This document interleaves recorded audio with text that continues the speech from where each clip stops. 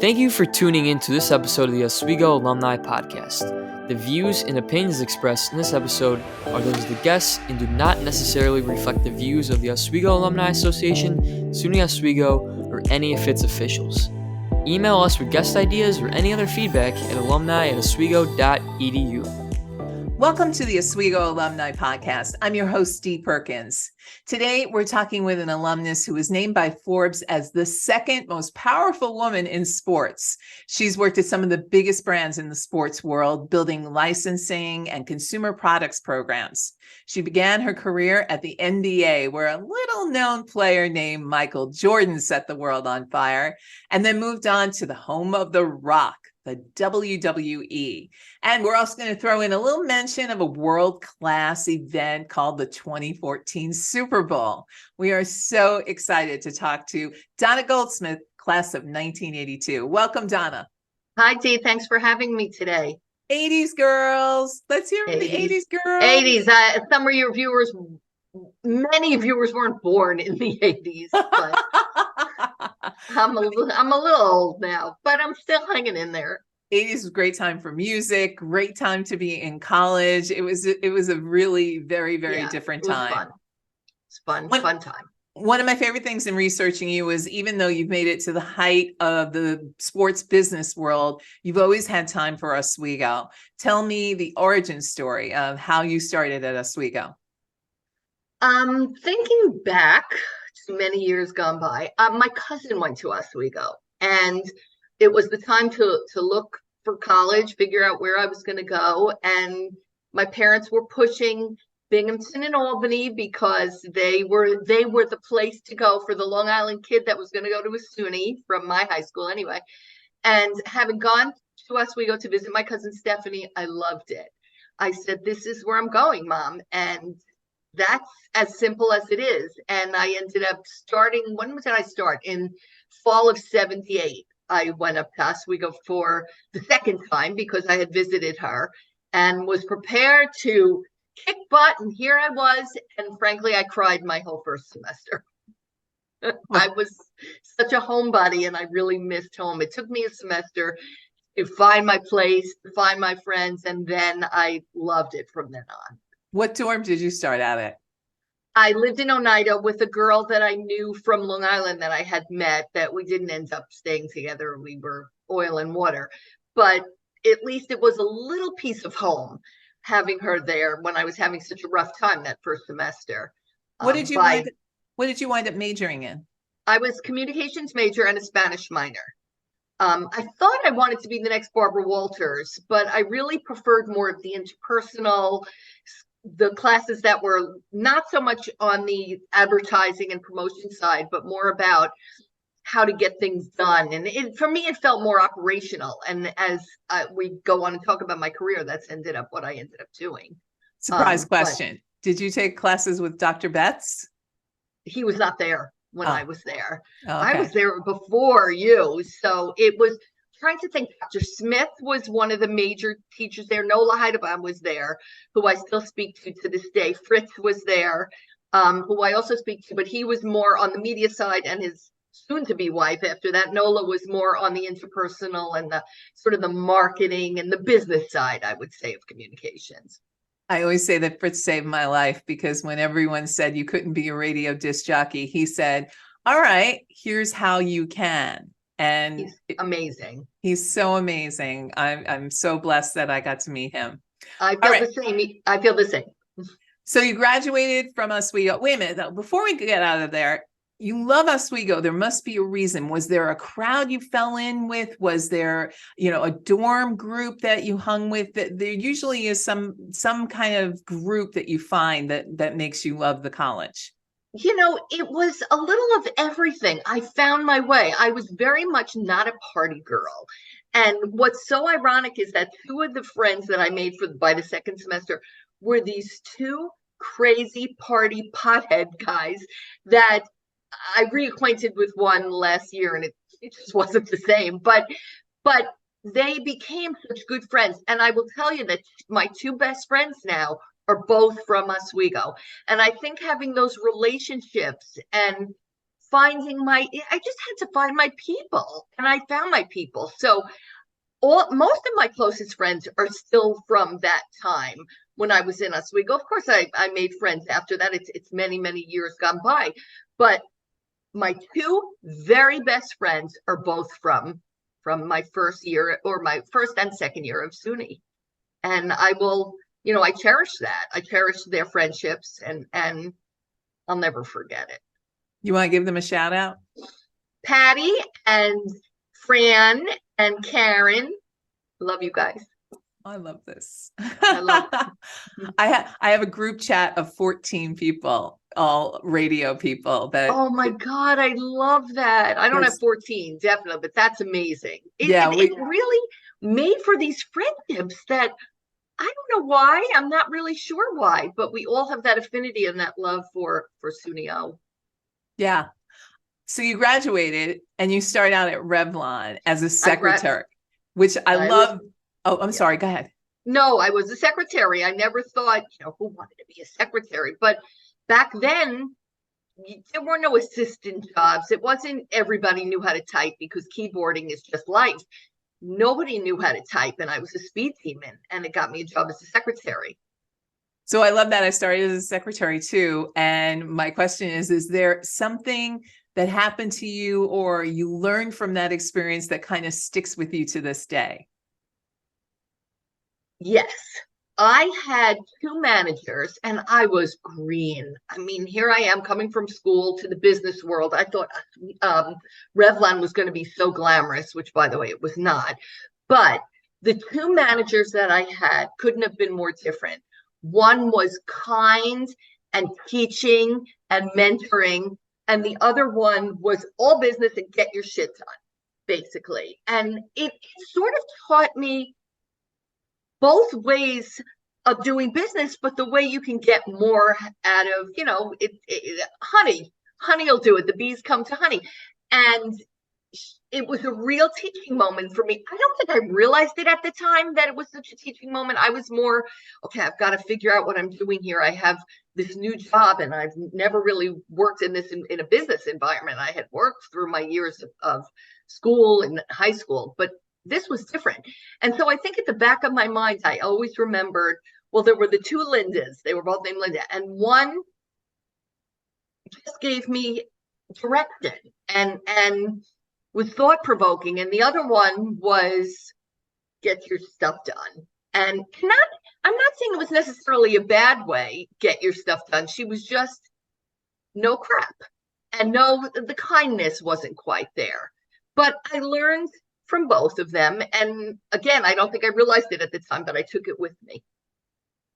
And so you started looking for a job 5 years in, and you go to Swatch, and then you see an ad in the newspaper that turns out to be the NBA. But the joke is, what's a newspaper? Well, the newspaper, what are ads in the newspaper? Yeah. It's funny. I was at Swatch for 2.5 years. It was fun. It was when Swatch was really first introduced to the public, and it was a novelty product. People were slapping 4 or 5 Swatches on their arms. But I was working on everything except the watches, which seems like a weird thing, but they had a lot of other products at the time. But it was run by a company that was based in Switzerland and didn't give enough care and attention to the States anyway. So after 2.5 years, I said, I think I'm ready to move on. And I would get the New York Times on Sunday, and there would be these advertisements for jobs. And of course, that doesn't exist anymore, hasn't existed probably for 10 years. But there was a tiny little ad that said sports league seeking packaged goods marketing operations. I didn't know what that meant. I wasn't a sports fan. My dad was a huge Yankees fan, a Giants fan. So I thought, let me see what that is. He'll be happy. And I answered the ad. And shortly thereafter, I got a call on my answering machine saying, hi, this is Bill at the NBA. We got your resume. We'd like you to come in. And I walked into I studied up. Okay, I know nothing about basketball. I know nothing about sports.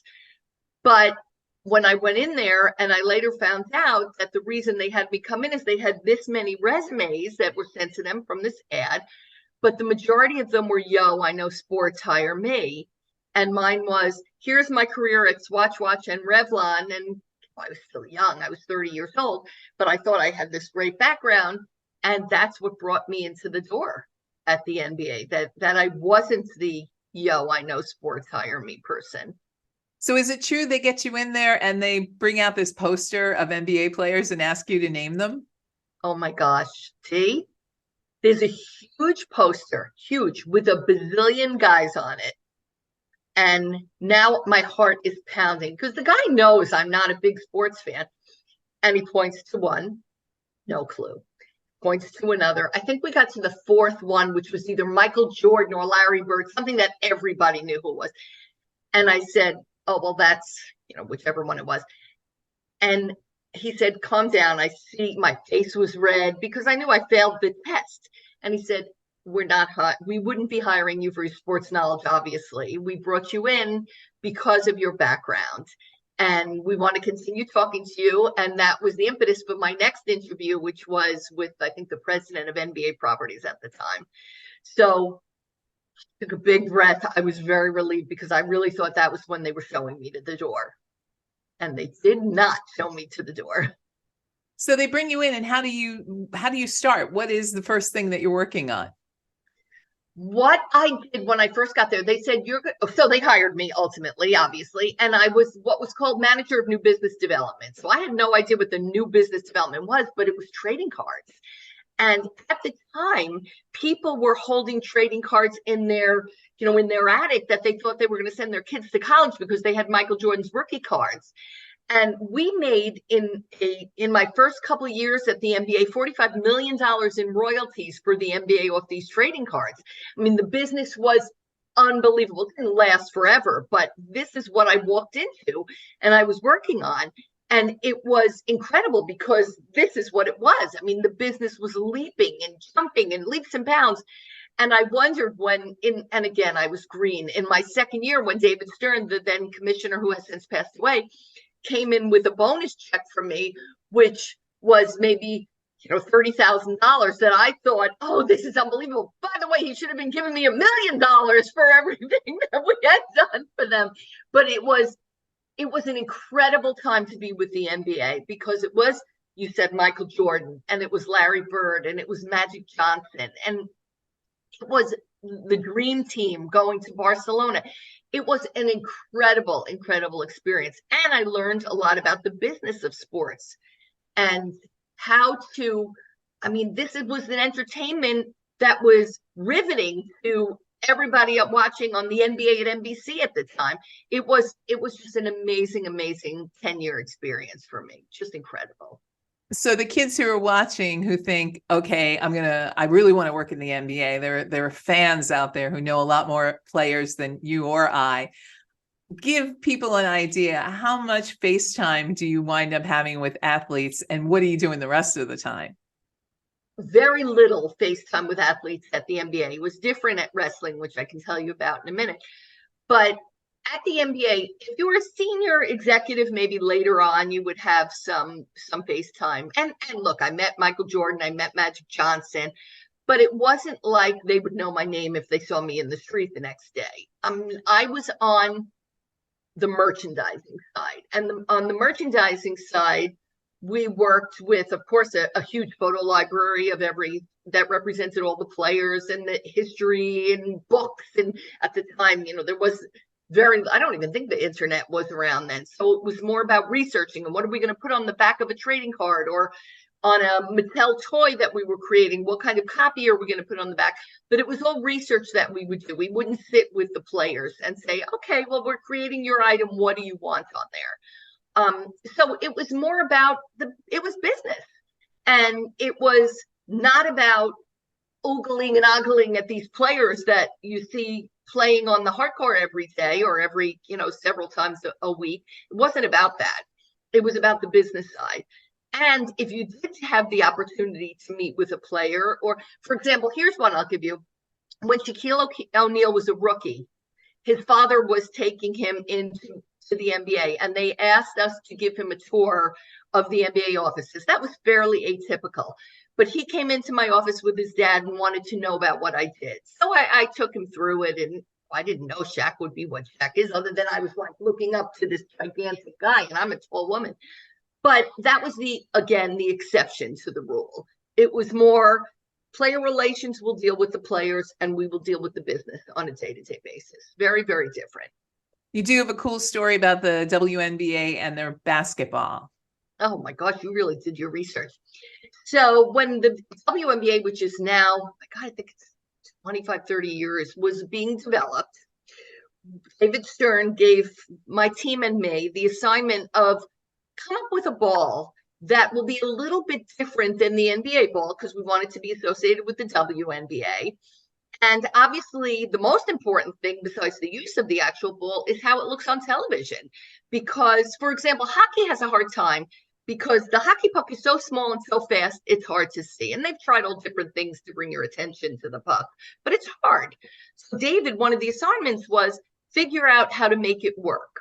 And so we had the creative team, and we had my team, the business team, and we had the television team. We all got together and came up with concepts for this ball. And we ended up going with this orange and sort of oatmeal colored ball. But before the ball was done, we had to do a TV segment to see that you really could see it and that it would work well on the television.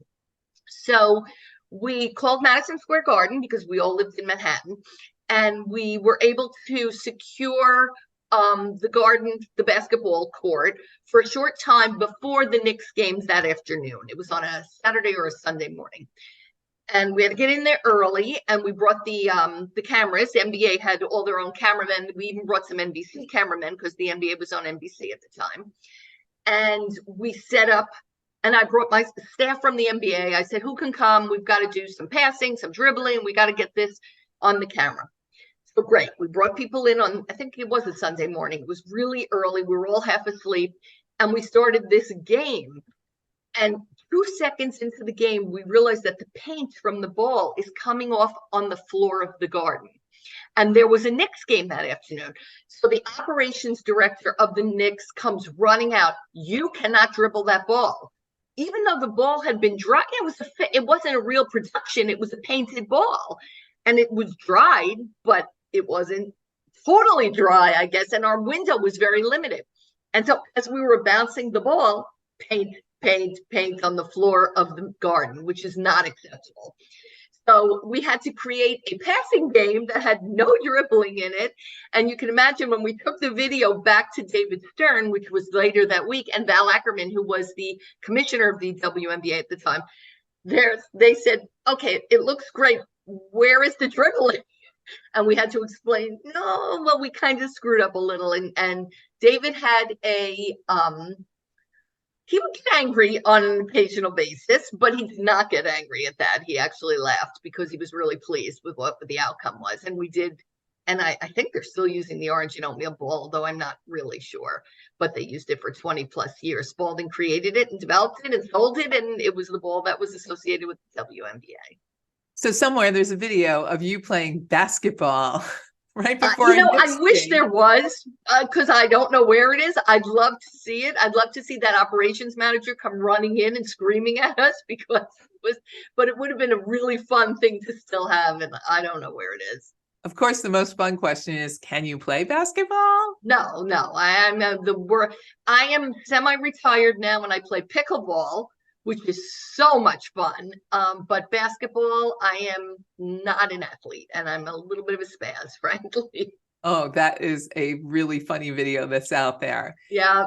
So you finish your time at the NBA. You see an ad for this? No, it was Korn Ferry, the big headhunter company, called me. And it was a woman I've known through business over the years. And Royce said to me, we have this job. It's in Stamford, Connecticut. I said, stop right there. That's WWE. I am not working for those lunatics. I'm going to be at the NBA for life. I never thought I'd leave the NBA after, it was 10 years. And I just sort of talked to her because she was sort of a friend. I wasn't thinking of leaving. And she said, why don't you just go talk to Linda McMahon? She's the person that would be interviewing you. She's Vince's wife. And this was way before she was running for Senate or any of that. She was very involved in the day-to-day operations of the company. And I said, okay, I'll go. And so I schlepped up to Stanford. I was living in Manhattan. I was working in Manhattan. And I met with Linda, who really wowed me. Look, our political views are extremely different now, but we still keep in touch. She is incredibly bright. She is lovely. She's everything that you would want in a manager. Now, I hadn't met her husband at the time, but I met with Linda, and she said, ultimately, after meeting with some other people, we'd really like to have you here as our, I think it was SVP or EVP of consumer goods. But I'll tell you a funny story that also happened. I said to her, I loved meeting you. I hate the commute, and I'm not leaving Manhattan. I said, is there anyone here that I can talk to who does the commute every day that I can get a sense as to the experience? And so she hooked me up with this guy who was based in Connecticut. They had a small New York office, so he met with me in the New York office. And he said to me, it's not bad. You'll get a car. The view is beautiful. The trees are changing. And I'm thinking, I don't care about the trees, but all right, at least he says it's not bad. Day one, it took me 2 hours to get up there. And day two, it took me an hour and 45 minutes. Now, I didn't have it down right, the times to leave. And I said to him later, Jim, you said it wasn't bad. And he said, they told me to lie. And I will never forget that, because I will never do that to someone. Wow. Never. But anyway, I lasted there 11 years, so I got over it. But that was tough for me. You never got an apartment up there? You kept doing the schlep? I slept all those years, and but I learned how to time it better. I ended up working late every night, so coming home wasn't an issue. If it snowed, I took the train up. So you kind of get used to anything. But the beginning of that, as I said to you when I cried for my first 6 months in Oswego, I am not great at change. So I think I had a hard time in my first 3 months there, but then I got over it. So when you walk into the WWE, what do they have you doing? Boy, it was, I'll tell you a funny story. It was fire. What is that expression? Grace under fire? Grace under fire, totally. Because my boss at the time was a guy that I still keep in touch with. He wasn't there that long because Vince fires everybody. But his name was Stu Snyder. He was from, I think, Cartoon Network. He had done a ton of stuff in the licensing and business. And like I said, I still speak to him. And he brought me into a room. This is my first day. There's 25 people sitting around the table. He said, this is your staff. Bye. And he left me with these people who were shooting daggers at me with their eyes because their boss had been fired a few days, few weeks, whatever it was before. There was one smiling, lovely woman who to this day is very good friends of mine and has done, I brought her with me from company to company, but the other 24 people were impossible. And it was up to me to sort of change their minds about what a good boss could be. And I will tell you that I definitely did that. I went from an SVP of just certain areas of the consumer products area to adding a ton of business areas to what I handled. By the time I was moved up to COO, I had about 100 people working for me there in all the different areas. And I was known to be a really good, fun, but mentoring manager. But that was grace under fire. Yes. They threw me in that room and left. Here's your team. Wow. Oh my God. That is something I totally will never forget. So consumer goods, I mean, the WWE is classic in terms of consumer goods. We're talking everything from dolls to posters to books. Yep, everything. This is all your purview. That was my purview when I started. Now, I later took on video and video games and magazines and the internet for them, the web shop. But when I got in there, I will say that there was a lot of low-hanging fruit because the deals that their previous EVP or SVP of consumer goods was really bad and made some really, really poor deals. Actually, he ended up going to jail because I think that he was stealing on top of everything. So like I said, the bar was set pretty low for me to do better. But the deals in place were really, really bad. And so one thing that is so important to me as I go to any new job is to be able to make a difference. And I was able to really make a difference there, not only with the team, who had been working for this kook before, but in the business deals and in bringing so much more money to the organization. And that's what my role was. I mean, ultimately, it was a profit and loss situation, and they were not making a ton of money in that area prior to my arrival. So I'm proud to say, we made a difference. Were your relationships at the NBA useful when you got to the WWE? Yeah, so definitely. You brought up the dolls or the toys. Mattel was my client at the NBA. When the toy deal came up for renewal, because again, it wasn't a great deal, at World Wrestling, we brought in many different toy companies to come and show us their stuff and to do a proposal. And Mattel was one of those companies and wowed Vince and Linda and Shane and Stephanie and the team and ended up becoming our partner. And it's still a partner at WWE. And I'm gone 10 and a half years or 11 years, whatever it is. So yeah, those relationships were really important. And by the way, relationships that I made all along the way have helped me in the next phase of my career, because relationships are what it's all about, and networking, and that was all really, really helpful as I progressed. So you asked me to come back to FaceTime with athletes at the WWE. I'm sure it was completely different. Yeah, it was different. So Vince allowed the talent, we called them talent, superstars, whatever, at WWE to have a real say in their merchandise. And so weekly, we would sit with them and say, okay, these are the new t-shirts, these are the designs, these are the toys we're looking at doing. This is a game that features your likeness. And they were involved every step of the way. And because they were on the road so much, we had to go out to the road, to the shows often, sit with them while they're eating their immense lunches. And we're showing them t-shirts and designs. It was a little bit of a circus, but they were very, very involved and really interested in the process, because they would get a piece of anything with their likeness on it. So whereas some of them were more difficult than others, most of them were very appreciative that we were including them in the process, and were very helpful. So people definitely, they want you to name drop here. And so I'll ask you a softball question where I think you'll be able to name drop. Any of the wrestlers surprise you with their business acumen? A lot of them. I will say John Cena was incredible with he just knew what was going to work.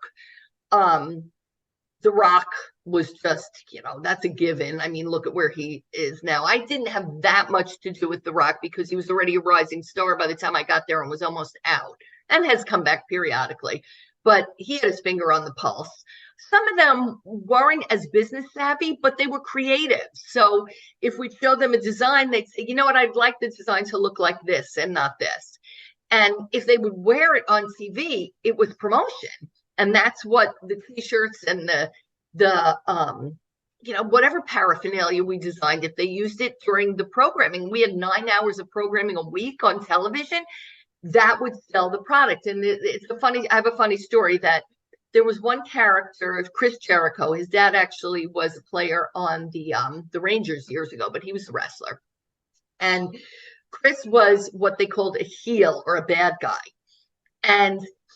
But before he turned bad guy, he had always worn this silver glittery shirt with it open. And so we worked with, and Vince would be involved in this too. We'd work with Vince on having that product, a silver glittery shirt, shipped in. I had it produced in China because it was cheaper, and having it shipped into our warehouse. And we must have ordered, 5,000 of these shirts for when the orders would come in, because he was going to wear it on TV. And that Monday, and the people that would write, the writers of WWE would write up until the day of the story of the TV show, because it was live. So that night I'm home watching, because you did watch it. And Chris Jericho all of a sudden becomes a bad guy, and he burns his shirt on television. He burns his shirt when I have 5,000 shirts being delivered to the warehouse that week, but nobody is going to buy a bad guy shirt. And so I went to see Vince. I said, Vince, we spent, whatever it was, $100,000 on these shirts. You made him a bad guy. And basically the response was, doesn't matter, throw them in the garbage. And all these shirts ended up going to some charity because he was a bad guy. And the writers didn't care about the loss of money. They cared about the creative of the program. And so it was a little bit of this with the writers, but I didn't have a say. So all this product went in the trash. And I'm not sure, this was, I think, right before they became a public company. I'm not sure if that would have made a difference now, but it's a funny story about how the creative was really what transcended it all. It seems to me they could have just CC'd you on the script, you know. Well, they wrote it that night. Oh, They changed it right up into the program. That's why I mentioned them. Yes, but they could have given me a heads up if they were thinking about it. Nope. so that takes me to the next question, which is for you personally, you're working for these larger than life CEOs, you know, David Stern, Vince McMahon, probably Vince Moore. What was it like on a day where you had you personally had a huge success, and what was it like on a day where you had maybe a big disappointment? Yeah. You know, I mentioned how David was quick to anger, and there was only one occasion, I don't even remember what it was, where I got my head handed to me. You don't forget that. It happened once, and it never happened again after that. And I think I was ill prepared for something. So, you know, I learned and I moved on. With Vince, because he was more emotional and more, like we said, a creative guy who was leading this organization, which was a business, you know, was a business, but it was all about the creative to him. There was and I'll also never forgot this. There was a moment in a meeting where I knew I was right. I don't remember what the issue was. It was about a retailer who didn't want to pay us for our goods or take I don't remember exactly. And Vince sided with the retailer who was wrong, who was 100% wrong, and screamed at me. I mean, literally tore into me. And I knew I was right. You can accept it when you know you're wrong and you made a mistake and you move on and you learn from it. But in this case, I was 100,000% sure I was right. And I walked away from that. And, you know, you don't want to say you're in tears, because as a woman executive, it's the last thing you want to do. You never want to show. And I certainly didn't show it in the meeting, but I walked out of there, and between being angry and upset and being pissed, I will never forget that, because he made the wrong decision. Now, again, he's the boss. He gets to make the decision. And I learned after that there are ways to handle situations like that. Instead of getting so angry, which I was as he was yelling at me, I was angry. There are ways to handle it better. I did not handle that. So probably as I was getting angrier, he was getting angrier at me, and it was just explosive. So live and learn, but I will never forget that. And I do, again, I think Vince was incredibly creative, but David was more cerebral. And not being a creative person, it's harder for me to sort of deal with that end of the business. It just wasn't my thing. It wasn't my thing. But again, as I said, live and learn. You get all sorts of different managers. They're still the boss and you're still the employee. So from the bad experiences to the wonderful experiences, you've had so many successes, so much great stuff happening. Is there something that came along that's still really close to your heart? Yeah, there was. I mean, listen, being named to Forbes, a SUNY Oswego girl being named in 2009 as the second most powerful woman in sports was incredible. And that was during my time at WWE, and there were lots of accolades and everyone was very pleased, and it was all good, and so proud of myself for that. And going back to the WNBA, where you mentioned the ball bit, where there I was quoted in the Wall Street Journal, on the front page of the Wall Street Journal, where there was an article about the NBA and the WNBA. Those are things that so pleased and so proud of myself for what I had done and accomplished in my career.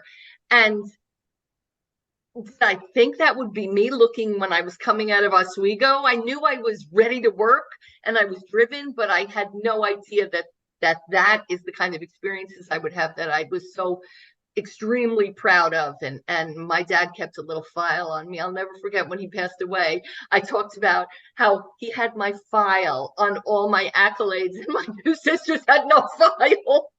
We won't tell the sisters that. Hopefully they're not listening. She knew I said it to them. I never forgot I said it to them. So after the WWE, one of the big things that happened to you is you're the GM of operations for the 2014 Super Bowl. Now, is that like event? Like, are you in charge of all the things that happened during that event? No. Let me tell you about this Super Bowl and my experience. And the first time I had a really negative experience in a job. I left WWE. Life lesson, Vince gets rid of everybody, and it was not working out. I was really unhappy, but I had a contract, and the benefit of having a contract and having a relationship, I was hired 8 years after being with the organization, so it wasn't like he didn't know me. So I was able to ask for things, and I got paid 2 years after I left. I had benefits 2 years, and I was making a nice salary. So I left on very good terms with everybody. I still speak to the family, not Vince, but I speak to the kids and Linda. And I took some time off, and then it was time to look for another job. And I ended up at the operations at the Super Bowl. David Stern actually helped me get that job. And it was a very ill-defined role. I didn't know what I was doing because the NFL offices, we weren't part of the NFL offices. We were the local New York, New Jersey office that they hire for every Super Bowl. They hire what they call a host team. And then the NFL, though, is based around the corner in New York. So it was a little of an unusual situation because usually if the Super Bowl is in Cleveland or wherever it's going to be in, they're going to have an office there because the NFL isn't there. Well, here we were with them in our backyard. My job was ill-defined. It was more, I will define it as more like a party planner. It was not the right job for me. And so 8 months in, I went to my boss and I said, this is not the right job for me. I never did this before. I never had this experience. It was made me feel bad, but I knew it wasn't right. And he agreed. And the best thing was that I had a small contract there too. And so I got paid for 6 months. So now I'm getting 2 salaries for not working. I went back to Florida for a few months until I ended up saying, I'm antsy now. I need to do something else. And I started consulting. So I'm going to jump ahead. So you go to Think Geek, and then after Think Geek, sorry, we gotta skip ahead on some. Go ahead, skip ahead. Too many things. Tough Mudder. I love Tough Mudder. Loved Tough Mudder. Such a great organization. For anyone who doesn't know it, I'm not going to do it justice. Go ahead and explain what it is. Well, it is now owned by Spartan, who was a competitor at the time, but it's basically a team. It's all about teamwork. It's not about individual successes, but it's a team. I don't want to call it a race because it wasn't a race, but it was a team event where you went for 5 or 10 miles or kilometers in the mud and going over all sorts of different obstacles and challenges. And it was all about getting to the end. If it took you an hour, 2 hours, 3 hours, but that you would work with your team to get there. So it was all about teamwork. And it was in the mud. I mean, it was muddy. I mean, we would have to get secure fields that were humongous because you had to create this event. I never did it. I was the oldest person in the organization, and I never did it. I was about to consider doing it, and then I left. The timing was right. I never did it. But I will tell you, the people I worked with there, and I worked for so many years, I've told you all about it, were some of the finest, smartest young people I've ever worked with. And I loved it. I loved it. It was such a different experience for me, having been COO at WWE and then working in a huge loft type environment where everybody sits together. I was used to having 2 assistants and an office. Here I was plopped in the middle of 30 people. It was so different. Again, have a hard time with different at first, but once I got adjusted, I loved that job.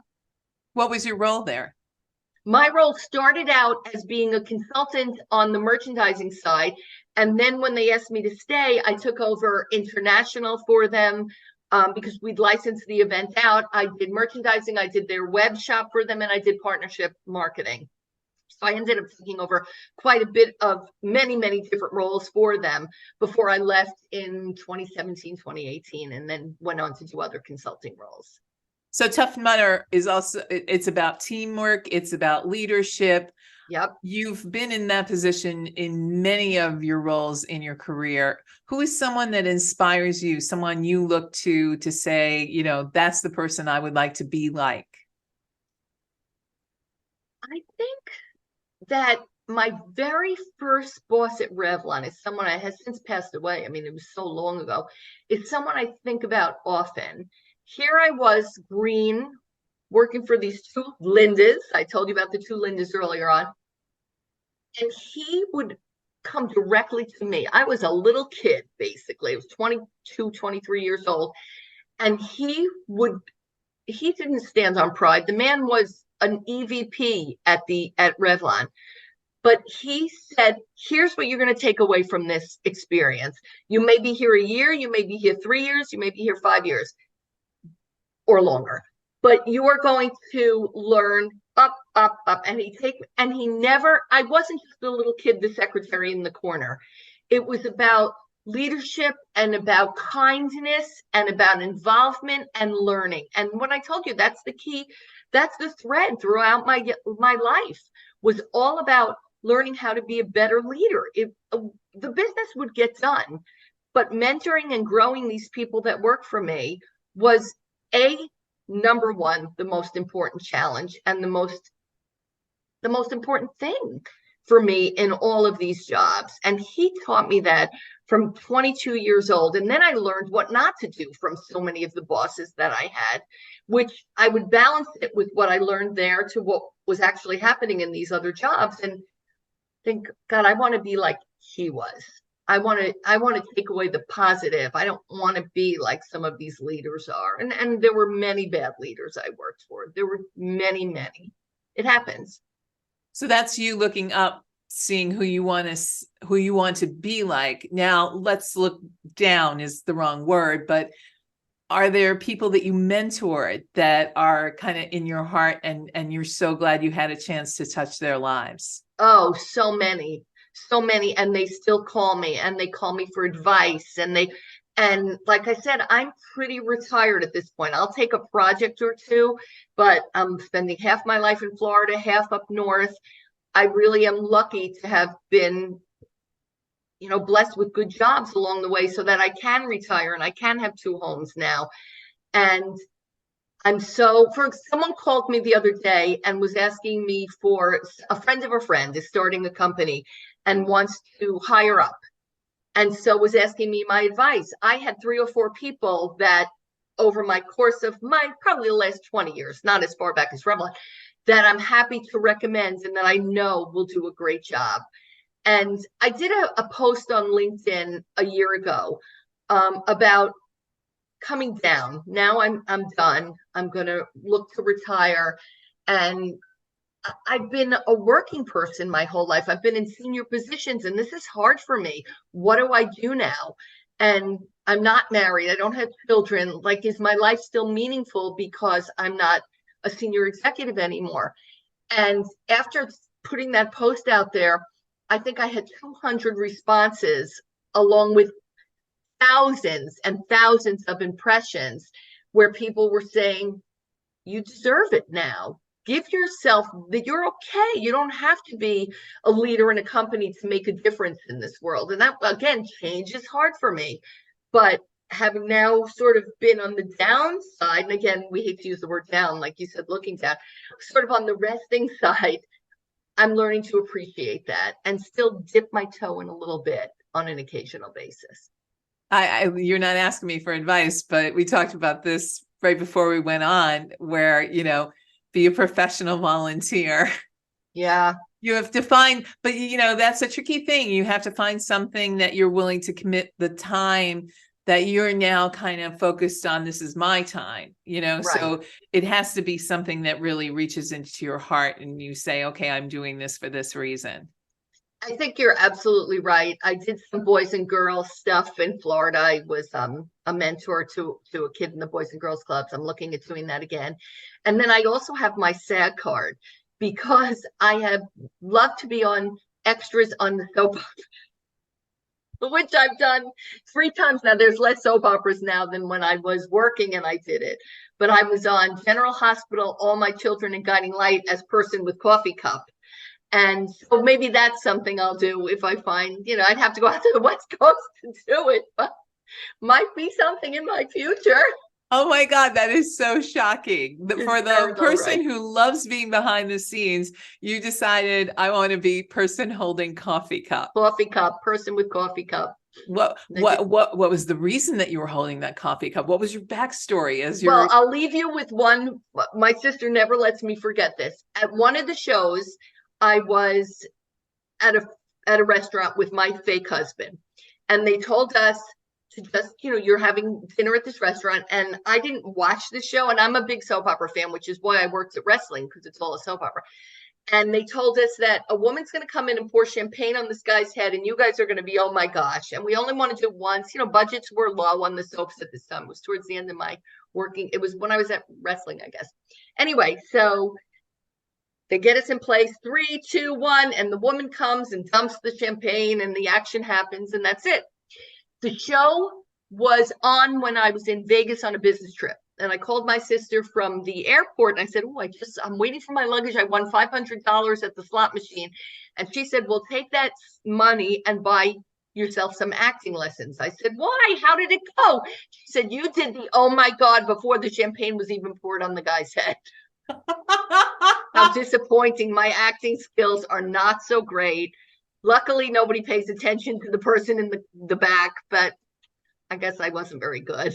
Oh my God, that is so funny. See, but it's something you love, and so who cares? Love it. Love soaps. I know people on the soaps, a couple actors, so I was able to sort of get myself in there when I was working, but it's a fun thing.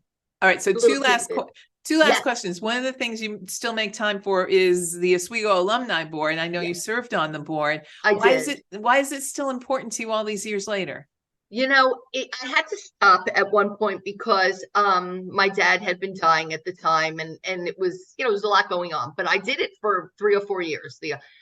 I love Oswego. I tell everybody that Oswego doesn't get enough credit. When I was working and people would say, where did you go? I proudly would say, I went to SUNY, I went to Oswego. And when I look at the friends that I had in high school, I was friends with all the nerds, the really smart kids that were in the advanced classes. When I look at all of our careers, I was making more money than most of them.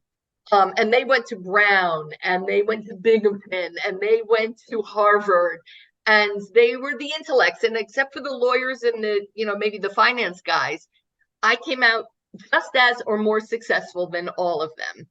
And I think I got the basics in Oswego. I got as silly as it sounds, how to live on your own, how to be successful on your own, how to kick butt. And my liberal arts degree is what gave me all that. So Oswego is here, and my closest friends in the world. Oh, that's so sweet. All right. So the last question is always this.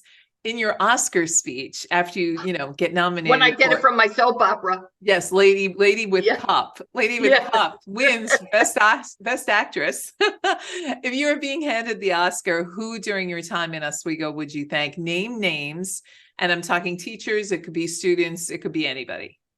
Well, I think I would name my friends Patty and Steve Turk, who are now married, Fran Kausner and Karen Entwistle, who were my friends for life. I would thank them for being supportive when I cried my first 6 months and they didn't want to be near me, and it was bad. Fritz and Nola, as I said, that were terrific teachers.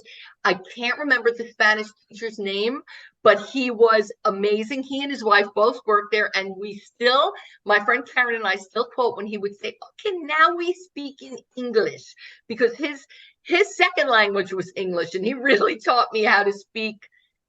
I'm not fluent, but I'm close to it because I didn't live in Spain, which I should have. But anyway, so I would thank that teacher, and I would thank my parents for sending me to college, and I didn't have to take a loan. They sent me because as long as we went to a state school, they pay for it. And it was a good state education. And I would thank them for first of all, making me stay that first semester when I wanted to come home, and for being so supportive and for giving me the car the second half of the year, the last semester. They didn't have two cars because they gave me the car so I could go up to school with a car and be cool with a car.